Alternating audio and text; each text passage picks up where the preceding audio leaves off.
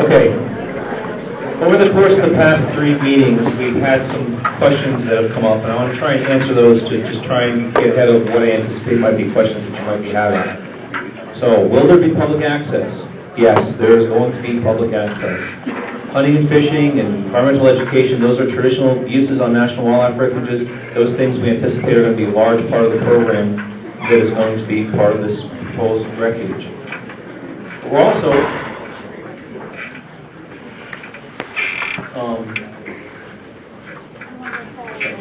what about vehicle and boating access? If there's currently access on any lands that we're considering, if they're part of the sovereign waters of the state of Florida, that access is not going to change. So if you currently have legal access for your airboats, we're not going to be involved in that activity at all. It's going to continue just as it is currently. As far as vehicles, typically, remember I said that national wildlife refuges are part of a national system. In most cases, off-road vehicle use is not allowed on national wildlife refuges. It's only street legal vehicles that we allow. Will public be allowed on conservation easement lands? Okay, on the easement lands, the lands that are maintained by the ranchers and the landowners, that land, currently the access is all controlled by the landowner. The landowner still owns it, and they're still going to maintain the ability to allow people to access that property. Will the easements eliminate recreational activities? No. So on those conservation easement lands, if that landowner is allowing ORV or off-road ATVs and things like that, that use is still going to occur. If there's still hunting leases on that property, those things can still occur. So the types of, yes, there will be fat and rain. What types of easements are the service interested in? Basically, it's the development rights. And along with those development rights, we might be interested in doing some wetland restoration or some habitat manipulation. But that's all, again, it's willing seller, it's whatever is agreed and agreeable by the service as well as the landowner.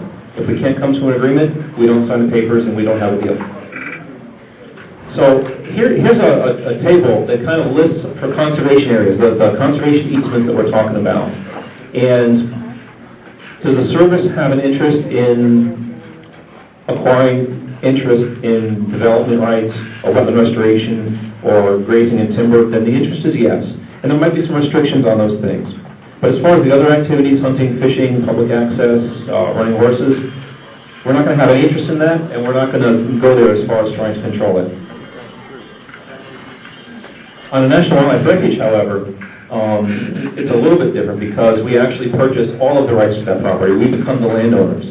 And so, will public access, will we have authority to control that? In most cases, all of these things that you see there, we're going to have authority to control because we're going to be the landowner. With the exception of access to navigable waters, state waters, there we're not going to have any authority over. It's state managed and maintained, so is it going to be appropriate to allow those things to occur? Yes. And things like I mentioned before, the only things that probably would not be appropriate to allow would be the off-road vehicle use and potentially horses. But I say that we're going to have to consider the use of horses on national wildlife refuge lands in this landscape because we have such an important role that the ranching committee plays on that. A few more questions to answer. Will the federal ownership affect adjoining landowners? There's been concern that if you own land adjacent to a national wildlife refuge or even within the boundary of a national wildlife refuge, is it going to impede your ability to access that land or use that land? And the answer is no. If you've got access to that land and you live there and you happen to be within the boundaries of a national wildlife refuge, you've just got a neighbor around you that says that no one's going to build next to you. Will the service acquire lands through eminent domain? Okay, no, this is a willing seller program. The service is not going to take any adverse action to take land away from anybody. This has been a very, very important concern expressed by some of the communities here in this landscape, and under no circumstance are we talking about taking land. Will this project take over management of other agency lands?